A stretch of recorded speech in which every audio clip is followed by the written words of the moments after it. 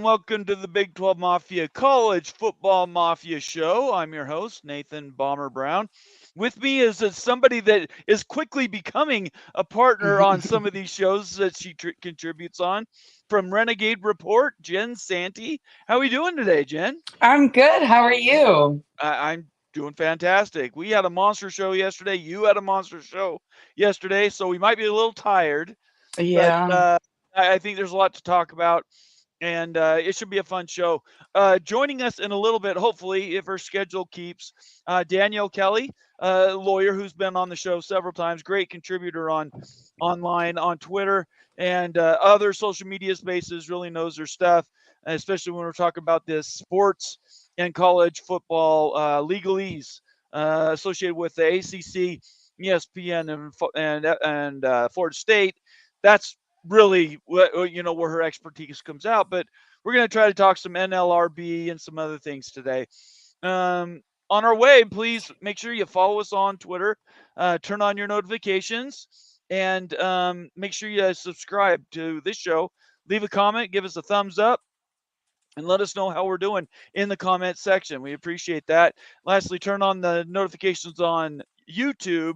That way you know where our shows are at the beginning. All right, Jen, I'm going to give you a few minutes. Kind of tell everybody what you're thinking today and how things have gone in the last few days in college football. Well, I'm interested that Tennessee and Virginia got that injunction, I guess it was. It was an injunction. Right. And then the NCAA, of course, has now decided they're not going to investigate these NILs anymore, which is also interesting considering a certain team that I have nothing to do with at all, had to take a penalty. So we're going to wait with bated breath to see if that penalty gets taken away, or is it just because the SEC gets mad? Do they decide that they're not going to investigate these anymore? Because Florida also had one being investigated as well. So that's interesting to me. I guess what else is there? The story about Alabama. Did you see Nick Saban's story in ESPN about how? I did see the story. I didn't read it. What happened? Oh wow! Nick Saban said in the story that it was the way his team reacted to losing was part of the reason he decided to retire. Really? Yes, he said that it was like they expected it. He said you have to lose with class, not just win with class. And the way I didn't know that they acted a certain way, but apparently something must have happened. That is crazy. I did not see that story. I'll have to go back and look that up. I did see a bunch of Nick Saban stuff, but I actually thought it was part of the NCAA 2025 video game. That's what I thought. No, it was. He was talking about that was he said it wasn't the reason, but it was one of the reasons mentioned in there. He thinks it's the culture with the NILs and kids wanting to be paid that they don't have. And I mean, really, it was kind of a brutal reaction to his players. That's the way I took it. If I was one of his players, I'd be going, yikes, did we act that bad? I mean, I didn't hear anything about them. Did you? I mean, there was no scandals about not shaking hands. There was no. So again, that was just it stood out to me in that story. It also, by the way, I think on a previous show that I was on, maybe with you guys, but the ESPN story also confirmed that yes, Alabama did go after Mike Norvell hard. And really? Before they got DeBoer? And that Florida State was prepared with Lane Kiffin. I said it. Wow. I said it at the time. So apparently I've been proven right. Man, Florida State continues to be this locus of energy for some reason. Right. Last year, you and George must be pretty happy on all the stuff you're covering. Pretty quick, why don't you tell everybody about Renegade Report and kind of what you guys do? Well, we cover everything. We like to have fun. I say George is the news guy. George is the one that does all the important things. He puts everything together. I just get to show up and comment and say inappropriate things every once in a while. So you can probably catch that. But no, I mean, we cover recruiting, we cover realignment, we cover news, we cover everything Florida State. So we do it for we're fans. So right. It's just fun. It's fun for us. George does this full time. This is what he does, and he's great at it. So always continue to support him over at the Renegade Report. Well, I appreciate it very much. The work you're doing, I recognize, and a bunch of my peers have seen it, and you guys are doing a good job. And hopefully, crossover shows like this will help grow both the brands. And the dream is that there's enough cake to go around. Absolutely, it isn't a zero-sum game, and the more creators that embrace that collaboration piece, the stronger our social networks will be on the backside and the better our coverage. It's not the same as the old media days that was cutthroat for stories. Everybody finds out the same story at the same time with the internet anymore. So anyways, I'm glad you're here. We're going to be doing this Wednesday show. We are, just so everybody knows, we are going to make this a Wednesday thing. Both Danielle and Jen want to be able to be here on these Wednesday nights. So we're going to start doing more crossover stuff, make sure that we're covering both regions or all the regions that are important to the people that watch the show. So Jen, I just want to thank you again for being here tonight. Of course.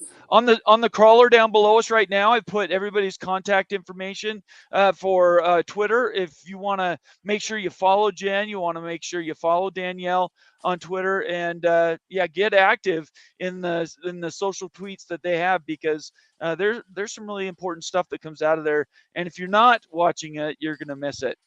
All right, let's get some shout outs here. We're already out of the gate, up to 75 people, just like that. You got to love it, Jen. All right. Here we go. Let's get some hellos out here. Buckshot Kid always seems to be the first guy in. He says, oh, hey, guys, we got Timothy Green. It's time for another great show. Both of you guys are members, and I very much value you. I'll go over our membership benefits here in just a minute, but I just want you to know that I'm here for you. Ryan Willie, one of our really, really good members recently. Let's see. Rock and Rant gives us a $2 super chat right out the gate. He says, hey, a day, I'm actually home when you're going on. We're glad to have you here, Rock and Rant. Do you know who he is, Jen? By the way, he's a Miami guy. Yeah, I know. He comes on our show, I believe, sometimes. Yeah. Excellent. Okay. All right. Yeah, I would recommend him. If you ever see him, very good information he provides, good takes. That's surprising for a Miami guy, so good job. Well, it took us a while to find one. It does. You must have found that diamond in the rough. That's amazing. I had the same trouble with Utah fans. And I bet. To find Ute. David Hackett, another one of our members, says it's Wednesday on Big 12 Mafia. Thank you very much, David. We appreciate you're here. Glenn Lumen, all the way from the Philippines. Yes, we are an international show. Good morning from the Philippines. Can we find a way to crown a national champ that can change over time? We cannot enshrine the schools of one era forever and close out the changes to come. What do you think about that? I've never thought about it. A national champ that can change over time. Basically, you mean like? Go ahead. Oh, you mean like embracing any new changes to change? Okay. Right. Okay. All right. I was sorry. Like I mean, I think I told you I haven't slept, so my mind isn't like working properly. But yeah. I mean, you always should change with the times, right? I mean, that's just the way it should be. My only thing would be, is it going to change to only assist certain groups, or are we going to keep other needs in place to keep certain teams to be able to compete, if you get my drift? So are we just going to change the rules for the SEC and Big Ten to have more access, or do we keep certain rules in order to make sure that other teams continue to have access once other, the game changes? I think you're nails right with what you're saying. The idea that this last time period, the time period of the strong ACC winding down and the SEC taking over, the changes from what was good football in the 80s and 90s, and then what happened in the 2000s.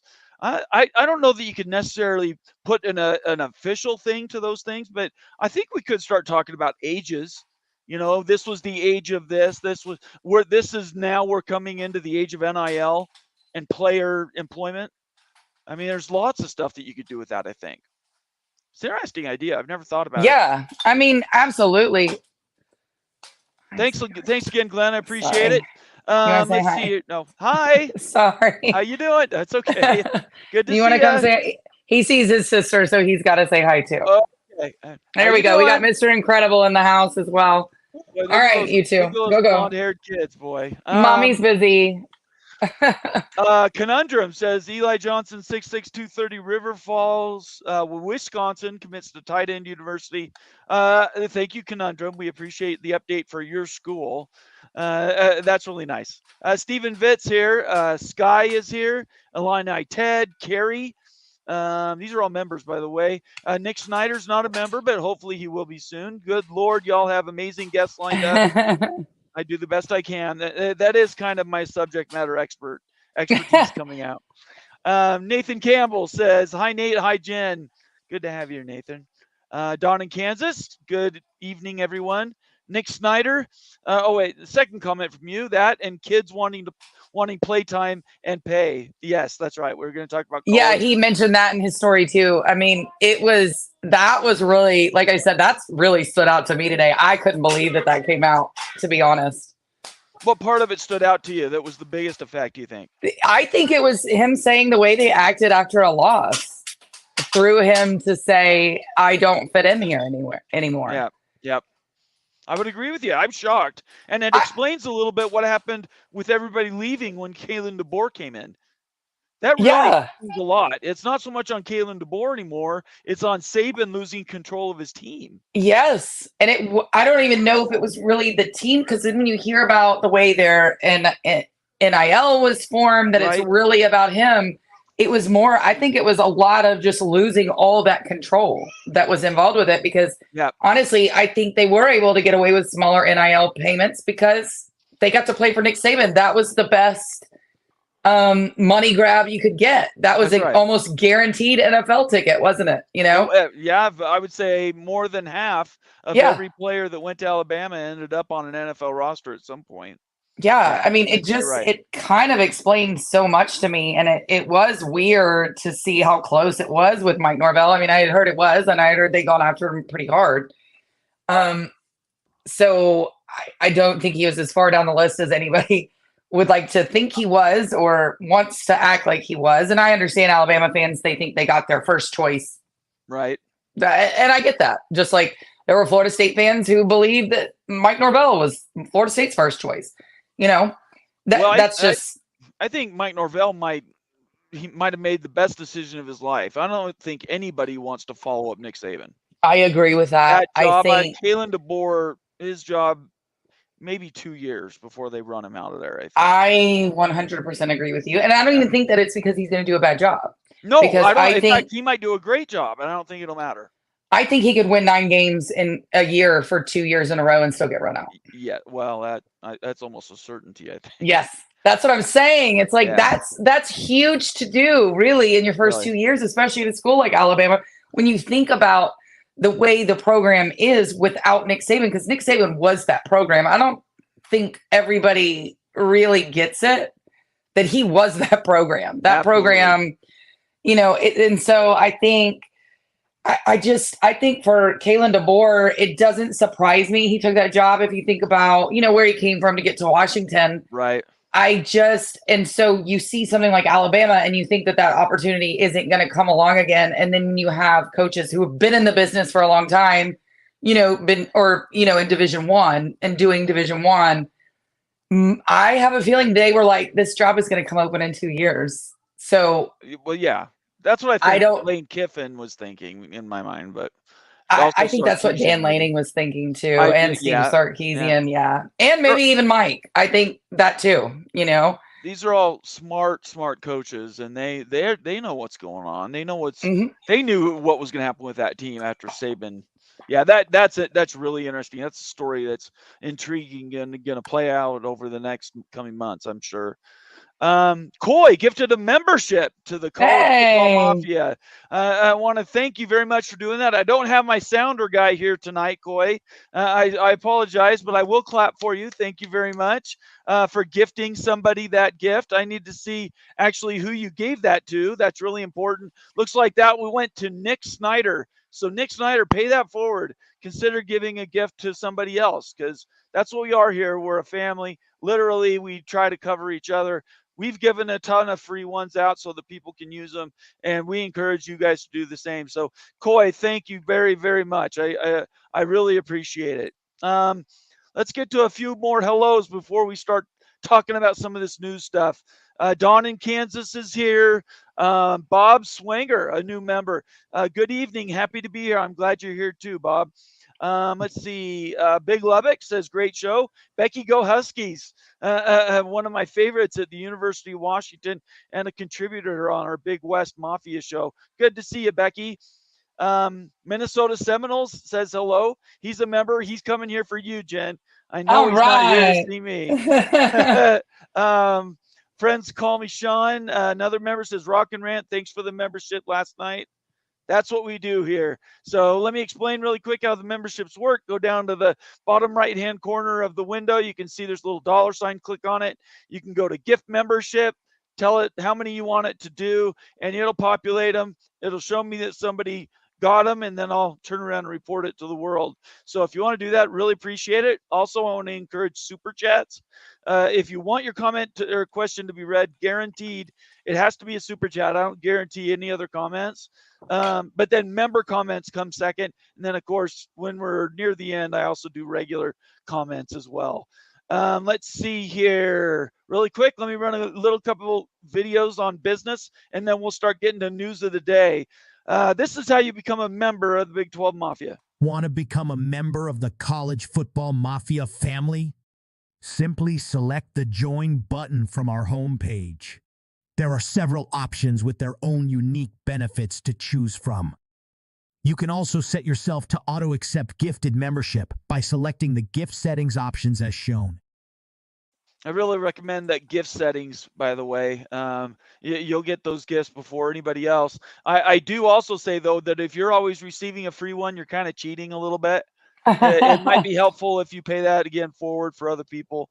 Obviously, can't force you to do that, but when you do it month after month after month, it is kind of taking a little bit. Let me just see if there's any other comments here that I really want to get to before we jump into the news from last night. I don't think so. Friends call me Sean. This one comments on FSU going after Lane Kiffin if they lost Mike Norvell to Alabama. ESPN said that. You already referenced it. Was that that was a really close thing? Oh yeah. Okay. That was from what I was told was their go-to. Now I can't really get into that any further, but I do think that if he had gone to Alabama, the current head coach at Florida State would be Lane Kiffin. Yes. Wow. That is crazy. I mean, musical chairs anymore, I swear. Yeah. Let me add this to the stage. We have a special, and I'm going to make it big just so everybody can read it. This is, and I'll post the link to this post that came out from our College Football Mafia main account. Let me make sure I put it here so everybody has access to it. We are doing a special show. We've been talking about it for weeks. Basically, I'm just going to read this and tells you what's going on. Wild Ute University Fest this Friday, all times Eastern. At 5:30, there's a public premiere of the Wild Ute University Does Miami Fit the Big Ten? That is going free. So that's a new one that only members had access to before. That will be going free at 5:30 Eastern. At 6 o'clock Eastern, there's a members only stream. So you need to be a member of the Big 12 and College Football Mafia family to watch this stream. That's at 6 o'clock Eastern. And it's Does Georgia Tech Fit the Big Ten? That's something we've been playing on for months and months. Does Georgia Tech fit? Maybe they do. I don't know. And then at 7 o'clock, of course, we have our big freaking Friday show. So I want to let everybody know you're invited to those events. We're looking forward to them. And I really hope that everybody takes that chance to do that live members only show. This is our first one. So hopefully it goes well. But how's that sound, Jen? Does that sound like a fun activity? Heck yeah, it does. I love it. Thank you very much. Sounds amazing. All right, let's get to some of these news items from the last couple days. First thing I want to touch on is how much did you follow the employer, which school? Dartmouth, right? Dartmouth, yeah. Their players winning the right to unionize and then actually voting to unionize yesterday. What were your thoughts about that? So I love this. And I think this is kind of where a lot of these are going to end up going. I think especially when you look at the Ivy League schools, right? They don't have this NIL funding. They don't have these collectives that come together for these athletes that they bring on at their schools, right? I mean, yep. I think this is kind of where you're going to go. And here's my question.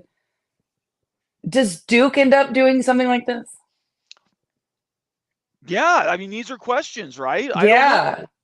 Like, I mean, when you look at, I know Duke is extremely valuable. This is not what I'm saying. I'm just saying when you look at the Power 2 conferences, when you have schools like a Duke, you know, that really could be in, say, an Ivy League, right? Right.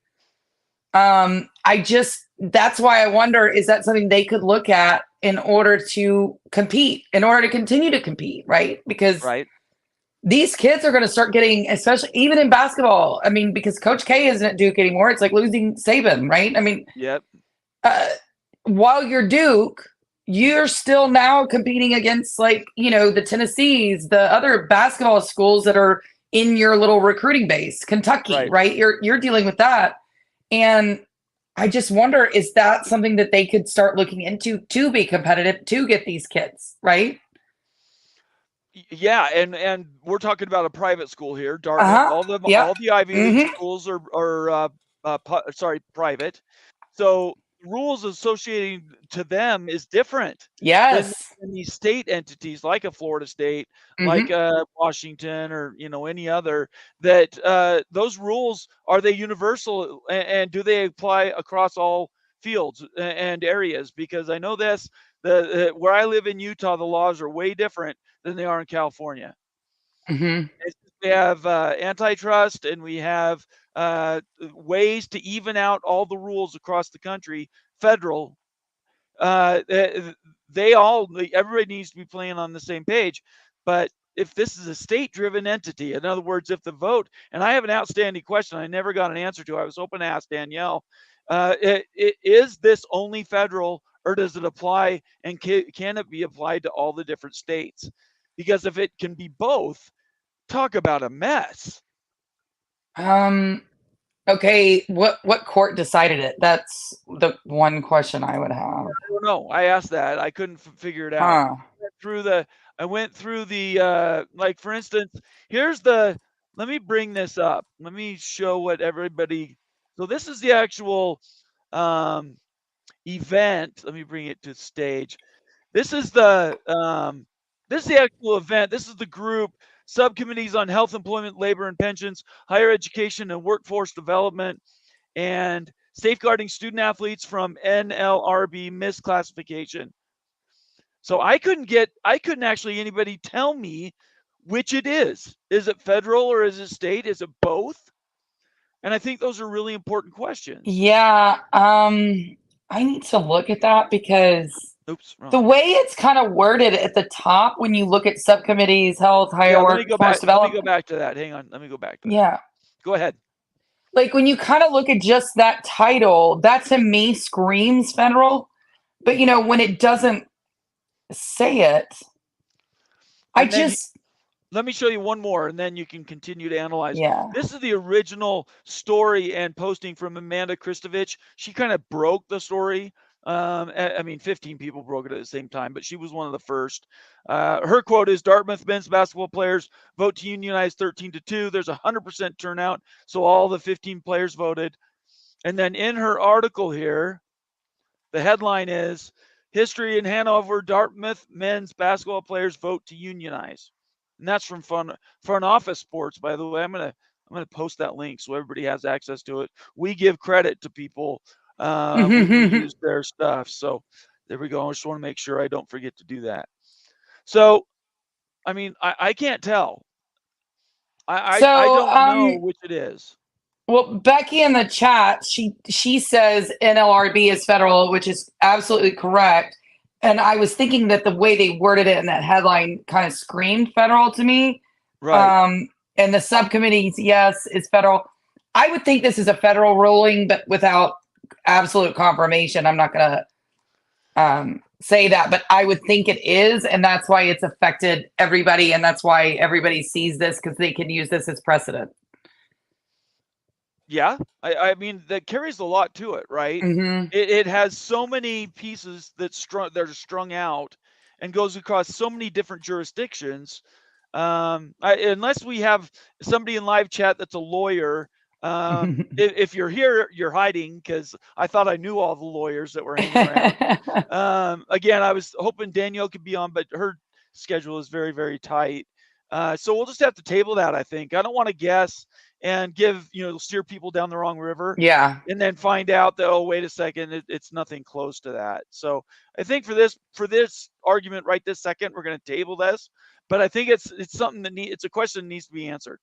And in my opinion, nobody's answered it for me as far as I could tell. So is there anything else you want to say about that particular set of information that we got yesterday?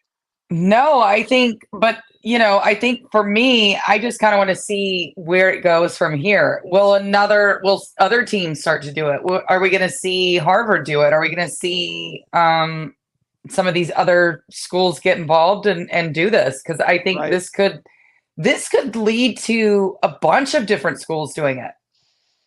Yeah, I completely agree. It opens the gates, and I think it's very, very scary.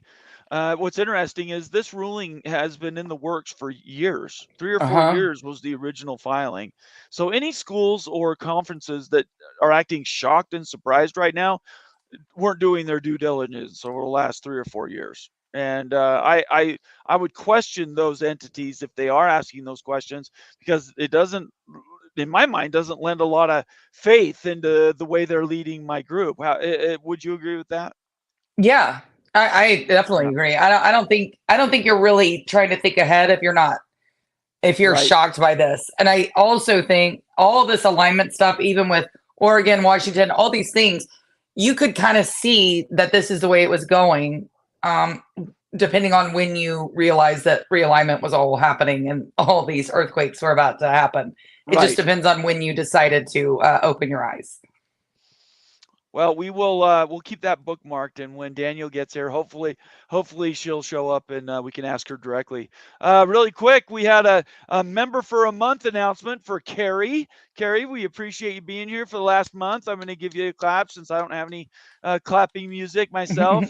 It says, I'm trying to figure out how to gift folks memberships from my iPhone. Unfortunately, you can't gift memberships from your iPhone. If you figure it out, I will give you $10 if you figure it out and let me know how to do it.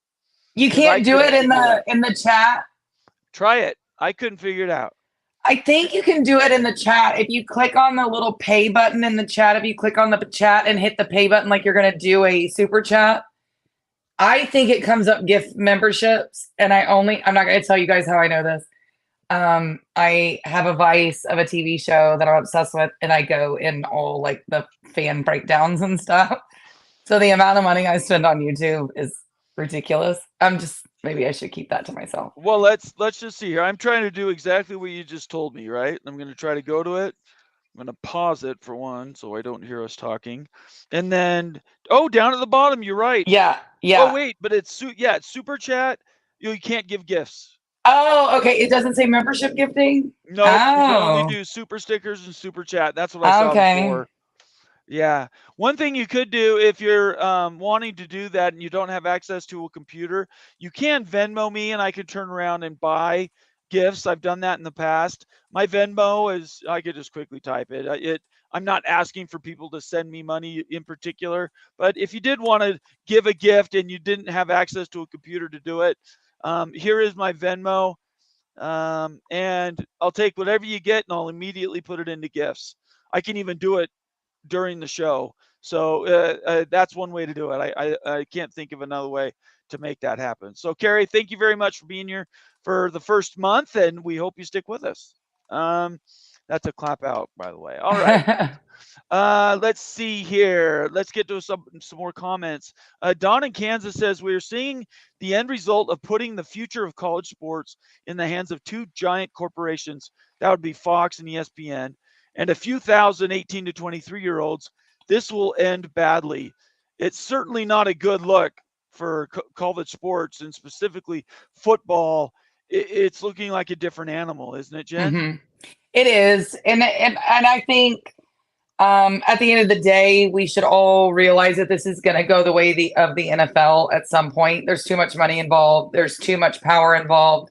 And when you add those two together, you're going to lose the nostalgia of it all. And you're going to lose what made you fall in love with it. But at least it's not going to go away. That's true. Like, let's hope. Because, look, they kind of ruined baseball. Baseball, isn't really what it used to be in America, right? Well, sure. Yeah, of course you're right. It's not even close.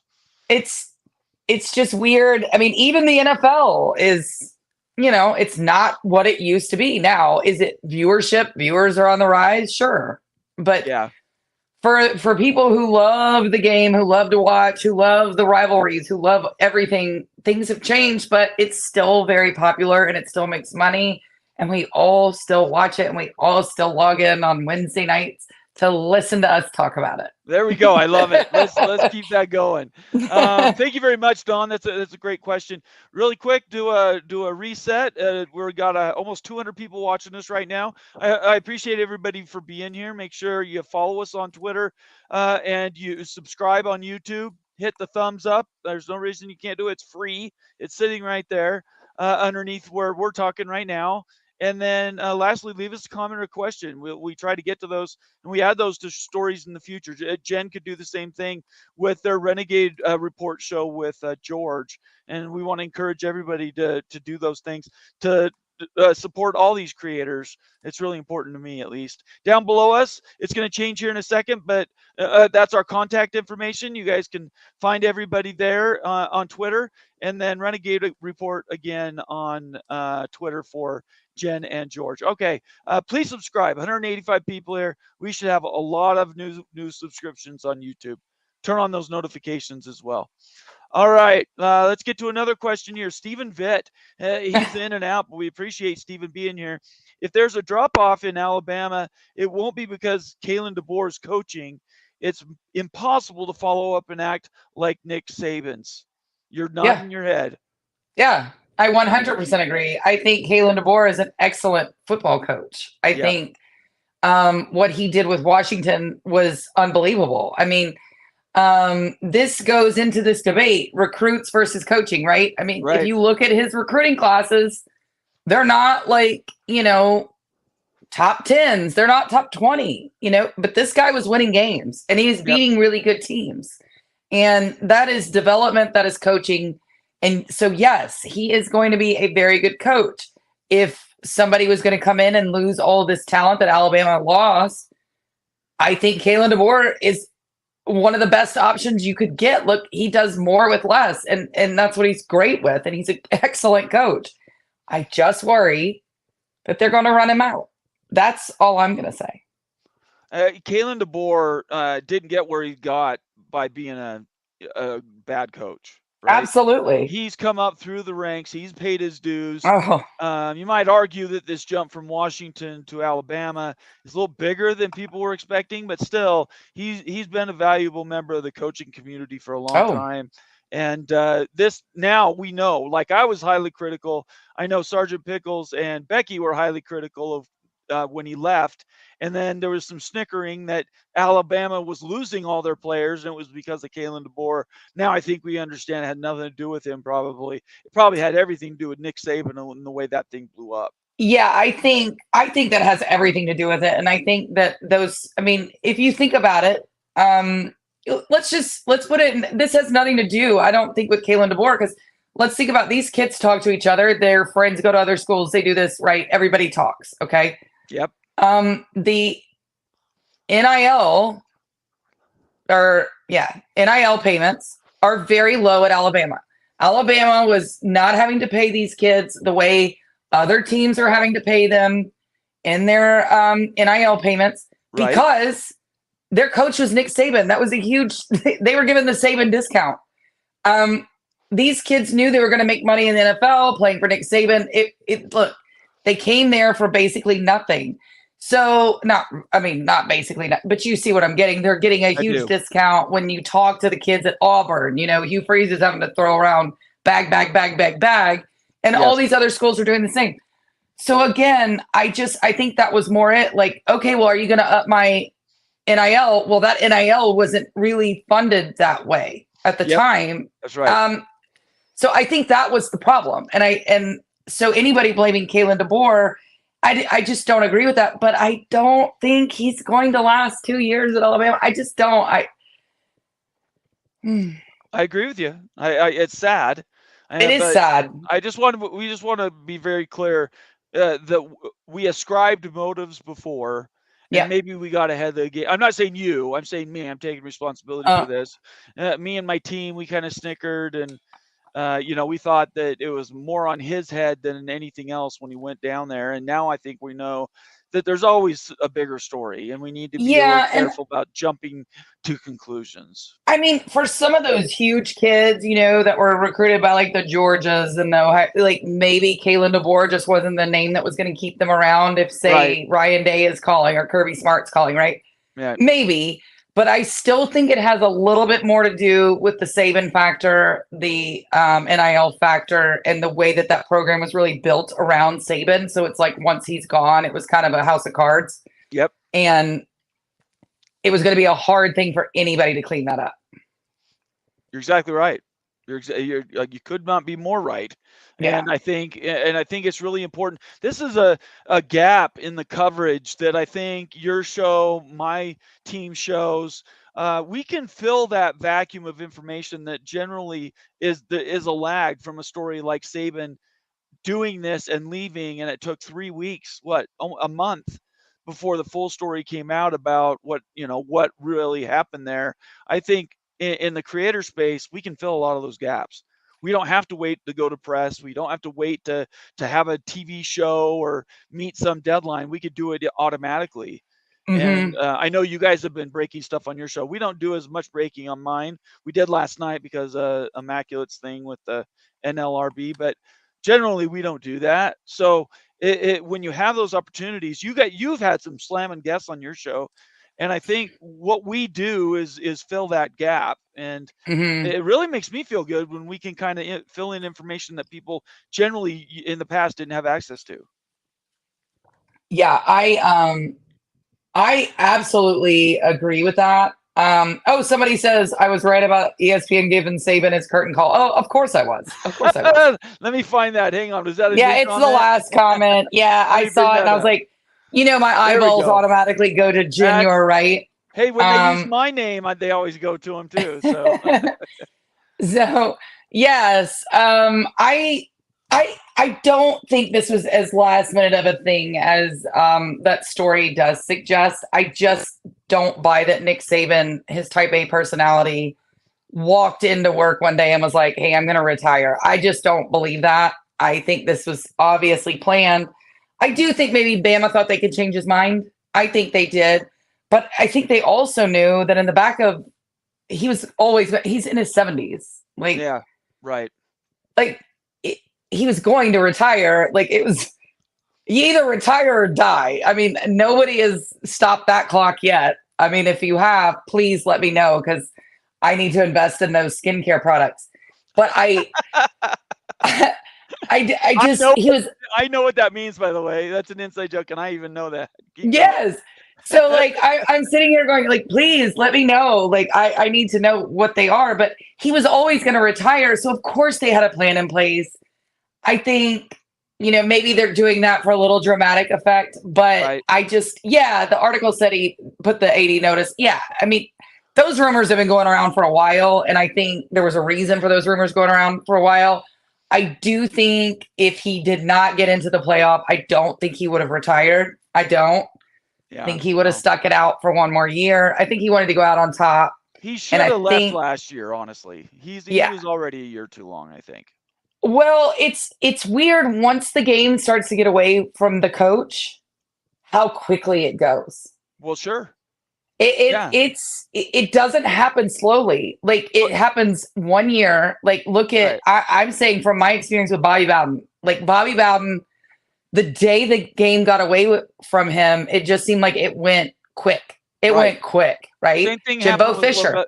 Lavelle Edwards had the same problem. Mm-hmm. Yeah. Right. And he's been in the game long enough, like a Bobby and a Lavelle, that I totally understand why he got out. The NIL thing was eating him up. Mm-hmm. Anyway, let's get off of Saban. I don't want to just revolve around him very much. Oh no, now I'm wondering, hearing Saban's comments or reading them, where's Dabo in this? Yeah, good question. Maybe we'll find out. Carrie, Lord knows he wants that gone for sure. Carrie gives us 20 memberships. Oh. Look, I don't have a sounder, okay, but I'm just going to sit here and give Carrie this amazing clapping.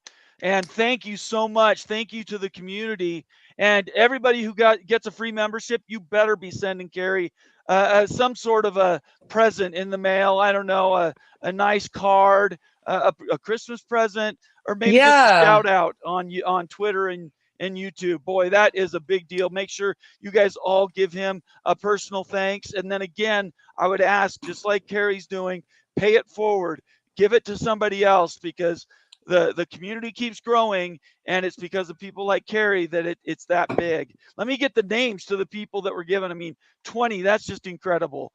That is huge. Mick Stevens, Cougar Tail. Good to see Cougar Tail. It's been a minute. Debbie Perkins, J. Don Harris, Kill Ball, P. Digits, Daniel Beverly, Vince, sorry, I scrolled down too far, Vince 727, Lee Smith, Alan Althouse, Zoe Zucci, Nitwit, John Smith, Grant Gray, Gary Picaris, Rich 12, 1939 national champions, and Tony with the Chopper. Oh, wait, and two more, Mark Ruckert and Tim Dubay. All right, everybody, that is amazing. Again, Carrie, that's a superhero type of a donation, and I really, really appreciate it. Thank you for being part of this group, and boy, just hang on with us, man. The ride's just going to get bigger and bigger. We got big things coming up, things like podcasts, maybe some I don't even want to tell you. I don't want podcasting is the next horizon. Discord. I hope you guys are, if you're a video game player, you know what Discord is. We're going to be building our own Discord. It's going to be a College Football Mafia Discord page. We're going to build channels. It's going to be interactive. You guys are going to be able to yell at each other all day long at work. And it'll be a lot of fun. So that's the next horizon, next steps, Discord. And then after that is podcasts. So, well, I just got to take a second. That's 20 memberships, Jen. That is incredible. That's huge. Yeah, I'm humbled. That's all I can say. Wow, Carrie, that was so nice. Let's get to some more comments here. Sky, another one of our members, says, if Ivy League has to pay their players, will they go back to the FBS level? That's something that Immaculate has talked about in the past, that if the whole thing sort of blows up, could we see a Harvard join with a Stanford and they create this uber elite, very well-funded educational, football conference or athletic conference? Well, because of that. Don't let the Stanford fans on the internet hear you say that, because they really get really froggy on there. It's really interesting. I didn't know they were that angry, but they are. They're really angry. Right. Yes, I 100% could see that. And I think that would be a good idea for those types of schools. I mean, let's be real. Football is what's driving this, correct? I mean, football is driving this. The networks are driving this. And it is very hard for those types of teams to compete. We all know it. They don't, it's harder to get in these schools. A lot of these kids, not saying they're bad kids, they're not, but academics is not usually at the top of their list, right? I mean, they're not like getting into MIT, most of them. Now, some do, and good for you. And that's wonderful and that's amazing. But I do think that for like a Stanford, even a Cal. Cal is so broke. Cal's like in the red. Yep. That would also be a good move for them. Cal could easily do an Ivy League type thing. Yep. Easily. And I think that, yeah. Go ahead. No, I was just going to say, I think it would be a good thing for them to focus on academics with athletics being a bonus, right? Right.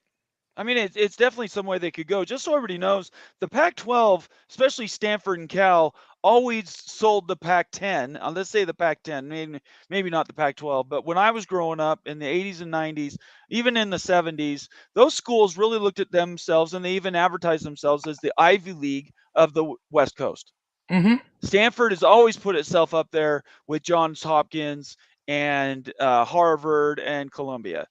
And the only difference between the two is location, right? Geography. Mm-hmm. But other than that, if they would have been close, they would have been in that league already 50, 60 years ago. So the idea itself has been planted for generations. The problem has always been the time and space, right? You have so far distance, and then the time it takes to travel for those different events and how it affects the student athlete.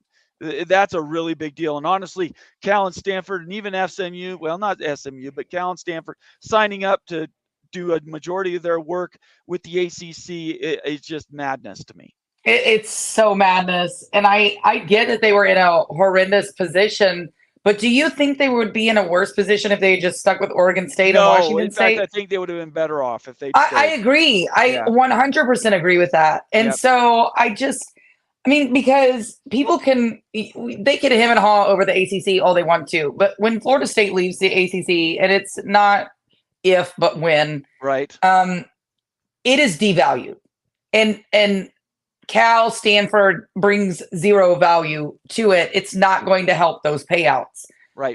And in fact, I think ESPN is going to reevaluate this relationship because they're allowed to in what, 2027? 2025. 20, yeah. So and so they're going to devalue it. It's going to go down. There's no way around it. And then when Florida State leaves, then you could look at Clemson, North Carolina. Those two go, and you really should have just stuck with what you had. And the only reason the ACC came after Cal and Stanford was, one, because Notre Dame told them to, and two, because they thought that they needed that backfill for the 15 teams because they knew Florida State was gone. They knew they were gone. Knew it long time ago. Florida State's been rousting for a while, as you know. Yeah, and so not only did they backfill it with something that wasn't going to help them, but they backfilled it with something that was actually going to lose them money. Doesn't make any sense. Just as a final note to tie that a bow, if they had stayed, public perception would not have taken away AQ status from Stanford, Cal, Washington State, and Oregon State. They could have picked up 4 new schools, probably in the Mountain West, and would it have been a little below the Big 12 in perception? Yes, but they would have received the same payout. The reason that didn't happen is because Stanford and Cal want nothing to do with Boise State, San Diego State, Fresno State, Utah State, UNLV. They want nothing to do with those schools. And so they were willing to basically cut their own throat, make this move to this conference across the country, just so they didn't have to be in the same conference as those guys, even though they would have gotten the same money. It's insane. Those teams are actually kind of better in football that drives us than they are. Of course they are. They should have been. In fact, those should have been the invites for the ACC. We know that. Look, I'm all for it. I thought Memphis should have been an invite for the ACC, to be real. I know. I know I'm a little biased about that, guys. I get it. I know Memphis is academic. Don't come at me with the academics, bro, guys. I don't need to hear it. I think at the end of the day, this was about making money. It's about backfilling what makes you money. Memphis is a huge market, market. And, they put money into their programs. So agreed. I think if this was about making money or better, that's what the ACC continues to ruin themselves with. Right. They don't make themselves financially stable ever with their decisions. I don't get it. I don't get it. Yeah, I wouldn't spend too much time trying to figure it out, Jen. You can't. It's insanity. Let's get a couple other things of business here done. Another member, Joe 2095. Thank you, Joe. We appreciate you being here. Thank you for being the latest member of the College Football Mafia family. We really, really, really appreciate it. I'm going to take that and use that as a segue, along with the 20 other memberships we got from Carrie, and tell everybody that every one of those memberships, and I'll tell you who that last membership went to. It went to no, sorry, that's Joe's membership. I apologize. You guys all have access now to this new video coming out, and you're going to be invited to this members only video show on, let me bring it up here, Georgia Tech to the Big Ten. That's what it looks like, folks, on my screen. So that's going to be coming. And people have been waiting 2 months for this show. Right now, you see that it's members only down here. And it's going to be changing, and it won't be for another 2 weeks that people have access to that information after it ages. So I would encourage everybody to sign up, become a member, and you have access to all the videos that we have done on Wild Ute University. We've done Miami to the Big Ten, North Carolina to the Big Ten, Clemson to the Big Ten, Florida State to the Big Ten, and last but not least, private equity and how it could be used, not just for Florida State, but for college sports. All right. Yeah, Jen, do you have any questions about any of that? No, but I get kicked all the time for that same comment about Georgia Tech. So Georgia Tech, it's a drinking game as well. If you're not, I know. I just think that now it does kind of seem like some chatter is there for Notre Dame. I'm still not believing it until I see it. But yeah, I wouldn't either. They've been playing the same peekaboo game for decades. And I'm kind of almost bullish on UNC going to the SEC. I really am. Yeah, I could see that. Yeah. I think, did you watch the breakdown video that we did on that one? On UNC and the Big University, Ten? UNC to the Big Ten. Yes, I did. You saw that they're pretty high in a lot of things, but they're also low in a few things. Things that were kind of a surprise. So they weren't the slam dunk everybody was thinking, like Florida State was, and them and Clemson were pretty much tied. And that shocked some people. They thought UNC was actually the first pick. It's the enrollment amounts. Yeah, well, right, for UNC. Yeah. I think that shocked people. Right, it was their enrollment. Am I wrong about that? No, there were several things. It wasn't just enrollment. I mean, there were several things that made it so that it wasn't necessarily catch everybody thought it would be. Yeah. And you know what? I have I've heard that, but I still think at the end of the day, North Carolina brings that, I hate to say it this way, they bring that old money swagger. That's true. What they have. That's exactly what they are.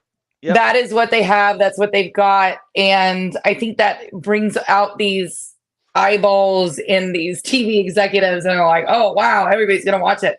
I mean, if they were like that popular, people in their area would be watching them now, and they're not, right? No, I mean, they're just not. They're actually watching Ohio State. They're watching exactly some Midwest schools. Are watching Southeastern Conference schools, and UNC wants part of that. Just they've got that, and we coined this last night. It was actually Wild Ute who came up with it, and it's the NC State backpack.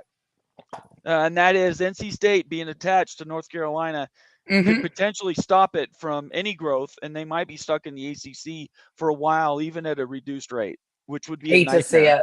I hate to see it. If they do that, it's all on them. They'll have the opportunity if they just want to take it. Really quick, we're over 200 people. Please, everybody, make sure you subscribe to this channel on YouTube. Follow us both on Twitter. And you see below us right now, I'm scrolling all of the College Football Mafia brands. I encourage you guys to put those into your Twitter feed. Make sure you're following all of those so you know when we're up and doing things. And then last but not least, make sure you do your notifications. I appreciate it. All right, here's another comment from Sky, one of our members. Georgia is too big of a recruiting state to just disregard Georgia Tech. That's the argument. Plus all of the big alumni in Atlanta. I'm sure they aren't at the top of the list, but they are certainly on the list. And we've had a debate ongoing at College Football Mafia, and I think you guys have too, what that really means. I could see Georgia Tech going. I think there are more sexy picks, but just for somebody to make sort of that academic, oh yeah, bring some sports with it, addition to the Big Ten, I could see them being in the top 3 or 4. I think if you look at it and you want to be and just kind of just think rationally sometimes when you're looking at it, yes, Miami might be a sexier pick, Clemson, but I think Georgia Tech is something that everybody could agree on as far because you have academics, you've got you've got your stadium, you've got your everything there. Right. You've got they meet every single criteria that you could possibly want in the Big Ten, and they wouldn't ruffle any feathers. So I think if you're sitting there debating between certain teams, and some teams may want them, some teams may not, some heads of schools, you know how this goes. I think it could fall to Georgia Tech based off of a stalemate. Right. Basically saying, okay, we can all agree. What do you think is more important at this point? The Big Ten's already got their media deal. They already know what money they're going to be getting for these schools. Which is more important now that they've sort of made their athletic moves, sort of topping off of Florida State? What is their priority now? Is it athletics, or could we see it sort of a changing in priorities? I mean, I think it's athletics. Okay. I think I want to be honest about it. I just think athletics drives the money. Now, is academics important? 100%. I'm not trying to say it's not important and you keep up with that, but I think to start off, it's academic or athletics. Yeah, 100%. All right, let's move on to our next comment here from Tony Lawson. Georgia Tech does not fit in the Big Ten. Tony Lawson's a Big Ten guy, and he says Georgia Tech does not fit. Okay, Tony, I think I knew your vote anyway. Nick Snyder says, great question for Danielle. Yeah, I'm going to hang this one back. I know what the question is, Nick. I haven't forgot about it, but Danielle's not here. So we'll ask her that. If not on the show, I'll get to her on Twitter. Let's see here. Shonsky, my buddy, a BYU fan, lives in Salt Lake City. I actually like the idea of a union for the NCAA sports. It would actually hurt the SEC and the Big Ten on paying players because it would be even playing field across the board. I can't wait to talk. And he's talking about me. What do you think about that statement, though? Do you agree that it will kind of hurt the Big Ten and the SEC? I think if all sports were able to unionize, if you're talking about in the SEC, where only, baseball players, women's sports players are given partial scholarships, right? They don't get the full scholarship. So right. My guess would be they're going to be paid different. Sure. I think, could that hurt those sports? Because the SEC only cares about football. So they're only going to put all that money into the football players. So if everybody gets to unionize and get paid equally, yes, I think you'll see some sports being cut 100%. All right, let's move on to another. We have a super chat from Ryan Willie. Thank you so much, Ryan. Says Jen for $5. Sorry, he's one of our members. Jen, what do you think about the Dartmouth vote? You must have come late to the show, so you could reprise that a little bit. And he asked the second question: do you think it'll kill non-revenue sports? That's to you. Yes. I do. I think it will in certain areas. I think this for the Ivy League schools is not going to kill non-revenue sports. I mean, when you talk about endowments, you talk about money, they've got money. But this, makes them pay now. Will the Ivy League schools then get rid of certain sports in order to keep their books? I don't know. I can't answer that. I would guess no, because that would look really bad, and the Ivy League schools really don't like that type of PR on them. Nathan, you can answer that for me, because I don't see it killing the Ivy League. I think it would help the Ivy League a little bit more because they don't have those NIL. They don't have NIL or scholarships. Yeah. So that's why they want to get paid, right? Yeah.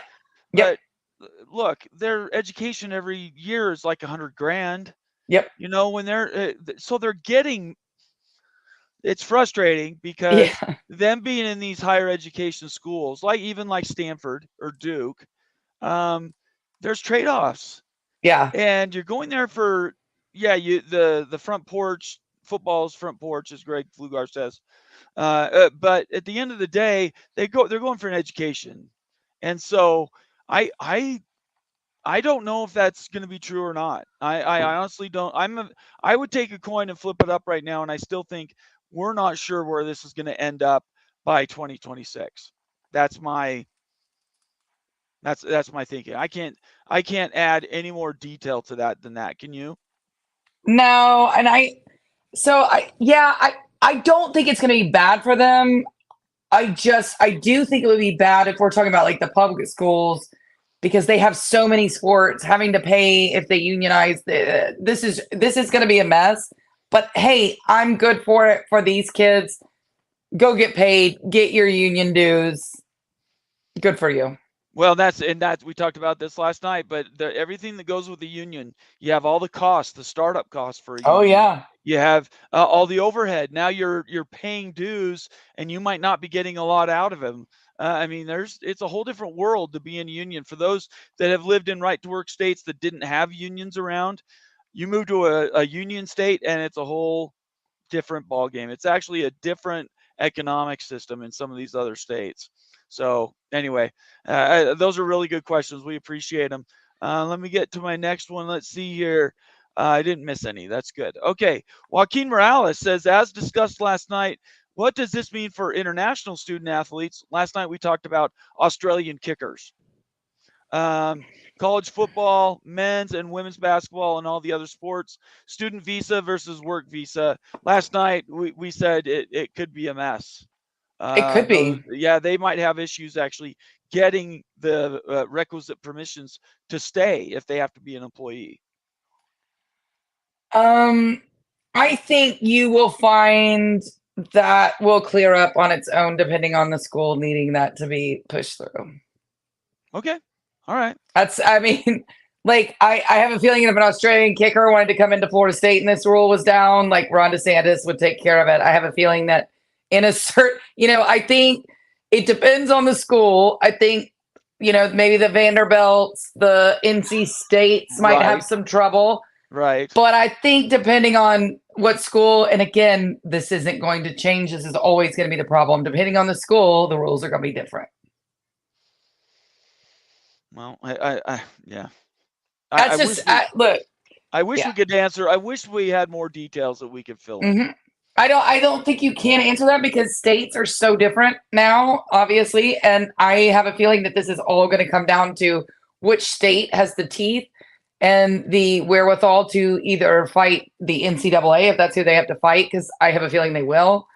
Because again, I think everybody wants the NCAA out, and I think it's going to go the way of the NFL with like a commissioner and all these things.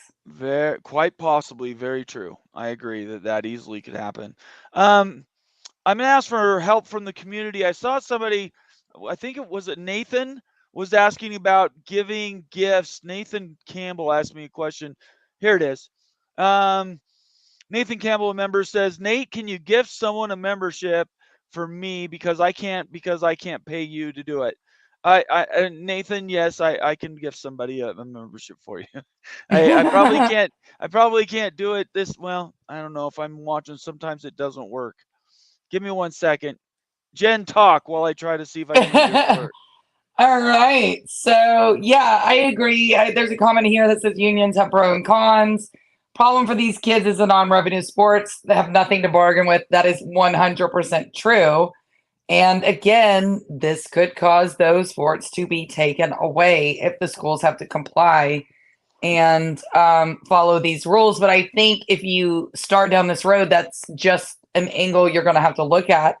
And if the school gets rid of it, you'll have to go to a different one. I mean, I'm not trying to not say it's not a problem. I just don't have an issue with the kids who make the money wanting the money. Right. And I get it. It's not fair to the others. I totally get that. But we got to get more on these schools. They make so much money. Look at what it costs to go to a university a year. And right. You're telling me they can't afford the schools? They can't afford, paying these players, the non-revenue sports? Should the football players leave? I just don't believe that. Of course they can. $100,000 a year for most of these schools? For what? A degree in women's studies? Are you kidding me? It doesn't cost that much. No, they're making money hand over fist there. They're making money hand over fist. Right. And not even just in athletics. They're making that in athletics too. Yeah, so, I don't know. I think it's a mess. It is a mess. When they're talking the amounts of money we're talking about is crazy. It's so much money, but of course schools are going to get rid of the sports that don't make money if they have to unionize. That is just the way of capitalism. That is going to happen. I don't like it, but it is the way it's going to go. So we could either unionize or allow these kids to get paid and then not force a union. Like, I don't know whichever one you want to do, but at the end of the day, they want to get paid and they deserve to get paid. Let's jump down. I did do this gifted membership. You can see that on the screen. I did that for you, Nathan Campbell. You owe me one. And that membership went to Justin Lucas. So Justin Lucas, I suggest you thank Nathan for asking me to give you a gift. And then be willing to pay it forward for somebody else. I really appreciate it. This is just fun. We're just having fun here. And I appreciate you being here, Justin. And you're welcome to the new membership. All right. Let's get to some more questions here. Terry Kane says, he's one of our members, says, being a part of a union breaks NCAA rules. They could be dropped from the NCAA. Terry, yeah, if you read the follow-up articles on what was posted yesterday, they actually said that this could go hand in hand with the NCAA sort of separating from basketball and football. It's not, wouldn't be the nail, the final nail, but it could be another in a long series of steps that could cause that to happen. What do you think, Jen? Look, I agree with that. I think it is kind of the start. I think it's the start of that snowball down the hill. Because of reasons like the non-revenue sports, because of some of these other things that can pop up. And I do think, I just think that's where it's going to go. You're going to have the NCAA take care of the non-revenue sports, and then you'll have, I would say football needs to be on its own first, and then you maybe possibly bring over basketball. But I think that's where it's going. Okay. A follow-up that we just got, RFR Mac just joined the show. Good to have you here, RFR. He says this is a federal issue, not a school issue. So do you actually know, RFR, and you can answer in chat. Please, first, are you a lawyer? I'm looking for a lawyer. The lawyer I was supposed to have tonight has a conflict and couldn't arrive. But we have some questions about the ruling yesterday. The National Labor Relations Board is a national thing, but we're not sure who actually has jurisdiction. Was this ruling just to apply to Dartmouth and the state it's in, or is it federal and basically it goes across the country like any other federal case? So we don't know the answer to that question. If you have the answer, go ahead and put it in comments. I'll try to capture it. But that we've been trying to answer that question for a while now. All right, let's jump down. Let's do some more. Illini Ted says UNC would have been picked number 1 back when Delaney was commissioner. That was a while ago. Do you agree with that? Yeah, because I honestly think they're pick number 1 right now. I think, well, behind Notre Dame, I think Notre Dame is the pick number 1, right? I think he's saying it's ahead of Florida State. Oh yeah, I think they would be right now too if they could get away. If they could make themselves available, I think UNC could go to the SEC or the Big Ten today. Right. But their issue is they are not going to be available because they can't break away from NC State. And I think Florida State's made themselves available first. Well, Florida State getting out of the gate first was the genius move, and the rest of these guys that are lagging behind, they might get caught with the ball in the air, and the game's over. It could be that easy, and you snooze, you lose. I've said that my whole life. I just think it's because UNC isn't available. That's what I think. No money is drying out. There's no doubt about it.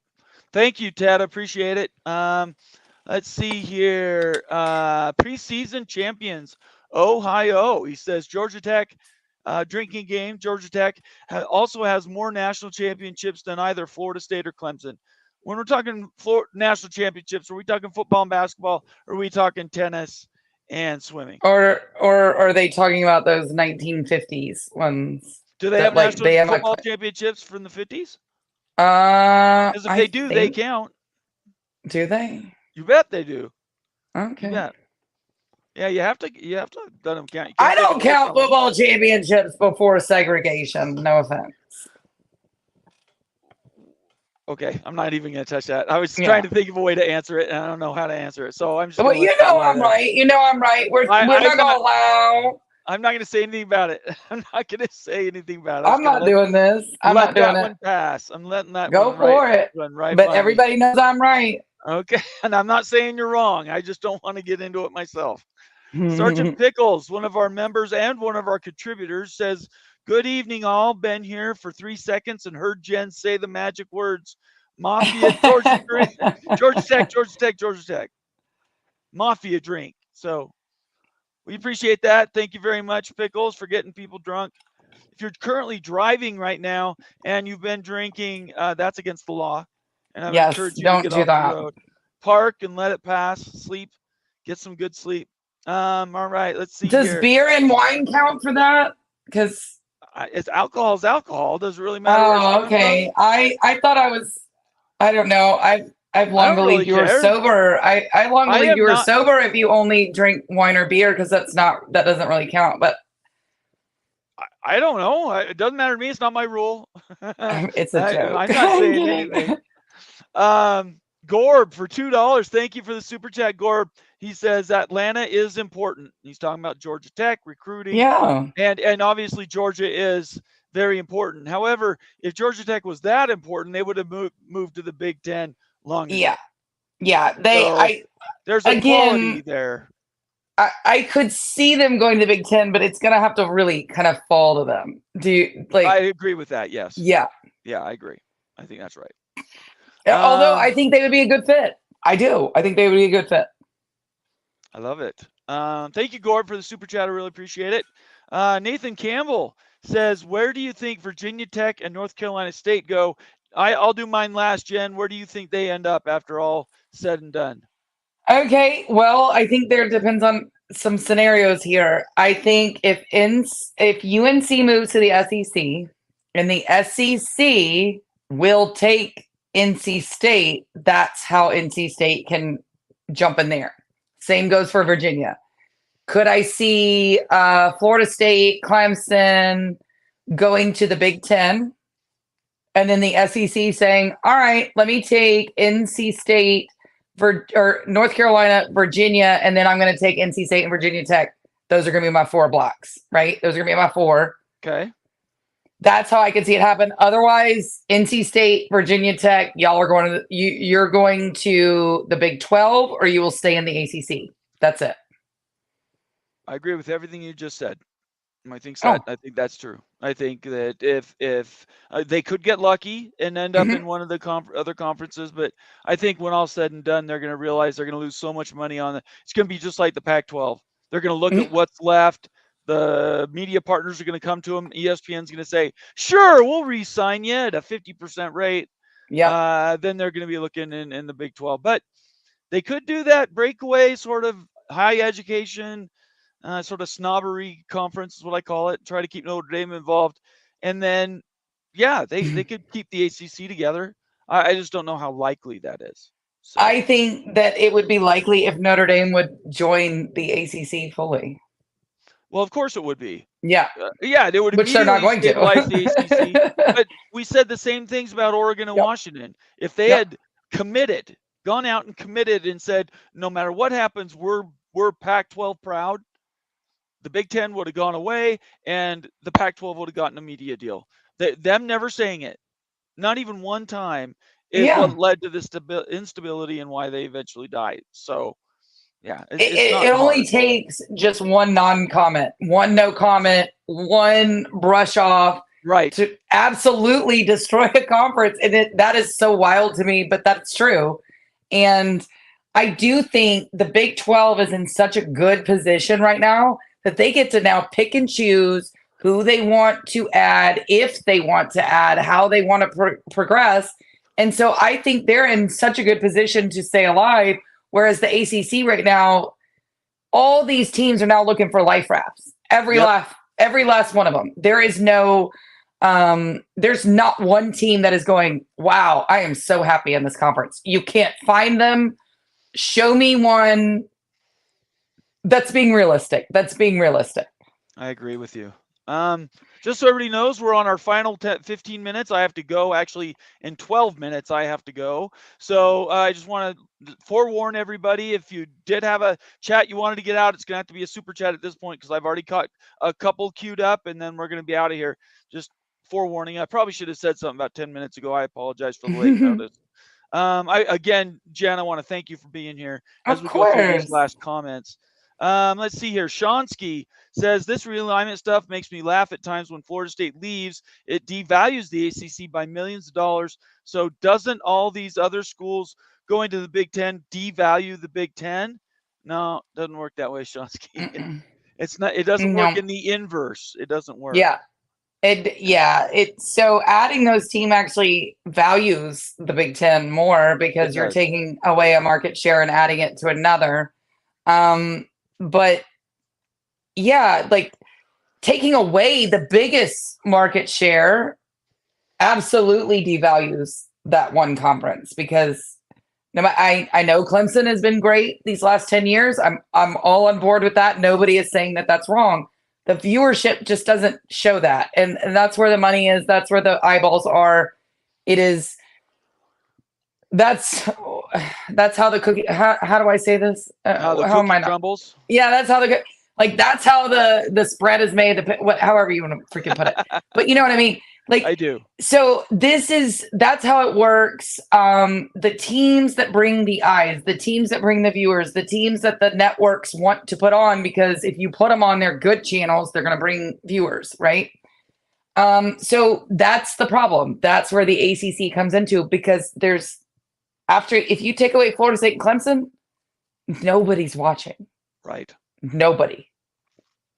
Yeah, it's very true. Let's get to a couple more comments here really quick. Conundrum, catching us up on the legal stuff. Good to have your Conundrum. You don't have that little special sign next to your name. You know what that means.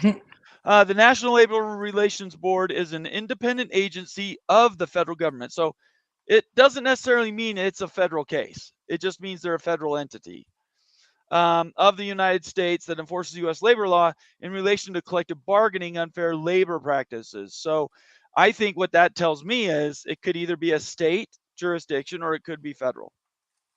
So we need to find the answer to that. I'm going to send Danielle Kelley a hateful note.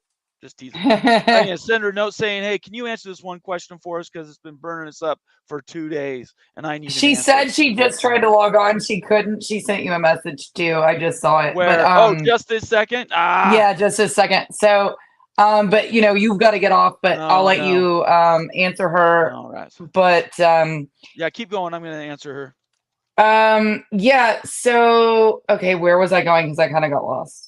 I don't know what you were going to say. You were just talking about, we were talking about this collective bargaining thing, this note right on the screen. Okay. United States that enforces labor in relation to collective bargaining unfair. Yeah. So yeah, this seems like a federal thing to me. It seems federal. Yeah, but again, it does. Nobody's actually declared it that it's a federal case. Yeah. I mean, I wish we had a case number we could just look at. But yeah, I don't have that. That's what I'm saying. If we had those right now, it's actually been appealed even. So it's even though they got the ruling and they made the vote to join a union, it was immediately appealed. So we're still in this hell of legislation and in the judges chambers that I don't know where we're going to be. We're going to have to answer this conundrum. Thank you very much for bringing it up. I appreciate it. Yeah. Last note here, and then I think we're going to sign off because we literally are on the button. Illini Ted saying at public universities, if they become union employees, does that mean that their pay will be public like coaching staff and all other employees? Yes. Well, I think already if you're a public university, your salary is publicly available. Mm-hmm. Are you talking about private schools though? I think he was saying they're not. No, at private schools, they are not public. If if that law ever changes, it's not going to. I can promise you that. They will never let anybody know how much they make at private schools, ever, ever, ever. So they're never going to change that rule. But yes, if at public universities, if kids started to be treated like employees and were getting paid, yes, their salaries would definitely be made public and listed by their names. And that's something that they want to avoid at all costs. Absolutely. They do. Florida State and the ACC and ESPN has just proven nobody wants that information to get out. Mm-mm. All right. Let me move our contact information underneath here, Jen, so everybody knows where they can find you. Tell everybody what you do and say hey to George. Anything else you want to say on the way out here? Well, I am on the Renegade Report. We do a show on Sundays, Tuesdays, and Fridays. Sometimes we do a little special shows. Sometimes we have some really good guests on. We're working on some for this weekend. I might have, an announcement here coming soon about someone coming on. We'll see. But always just keep on the lookout. I always send out a tweet with the link. We try and cover everything Florida State, some recruiting, and a lot of conference realignment stuff with you guys, and it's just fun. So come on over. We appreciate you being here, Jen. You're one of my favorite people to work on these things with, and we're just going to continue to do it. I want to thank everybody for being here tonight. Make sure on your way out you subscribe, follow us both on Twitter, turn on your notifications. And one last tip of the hat to this activity show we're doing on Fridays. Friday night, there's going to be a special episode, and it's going to be Georgia Tech drinking game. Georgia Tech to the Big Ten. Does it fit? It's a live reveal. It's members only, so you have now about 36 hours to become a member before that video is available. Encourage everybody to basically go to the webpage, look at it. You can kind of get the details from it. I can even post the link so you guys can check it out yourselves. And then lastly, I would really consider to become a member if you're not, because the event, it's going to be a party on Friday night. Other than that, Jen, this has been awesome. Next Wednesday, we'll do it again. And I think that's it. You want to say goodbye? Bye. Bye. Everybody have a great night. Thanks for being here on a Tuesday or on a Wednesday. It was an amazing show, and we really appreciate it. See you later. Y'all have a great week. Bye. Bye.